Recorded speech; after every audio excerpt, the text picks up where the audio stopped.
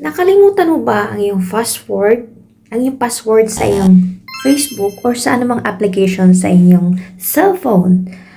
Aba, kasalanan mo kung ba't mo nakalimutan. Joke lang. So, ganito guys, i-share ko sa inyo kung paano natin malaman ang ating mga password para mabuksan na po natin ang ating Facebook or ang ating TikTok kung anumang application sa inyong cellphone. Sundan nyo lamang ito.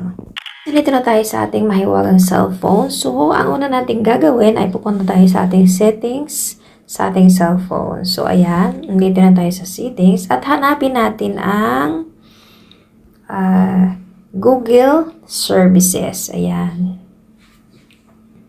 So, andito na tayo sa Google Services ay hanapin natin ang Password Manager. So, ito guys, ang Password Manager natin. Save and manage your password to sign into your device. So, ayan.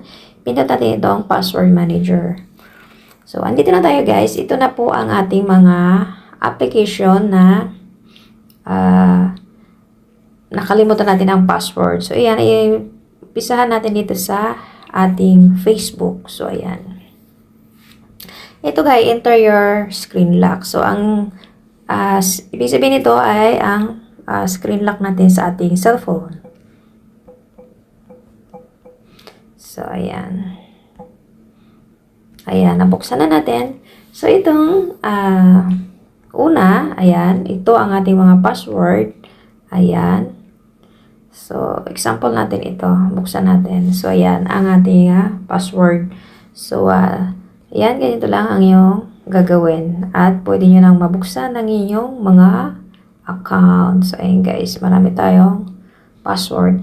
Ito guys ay mga pinalitan ko na kaya nakasave pa rin yung mga password natin. Kung sa inyo nakalimutan nyo ay ganito lang yung gagawin nyo para mabuksan nyo ang iyong mga application. Yun lang. Thank you. At ganun lang kadali at kasimple. Sana nasundan nyo ang aking tutorial. Maraming salamat po.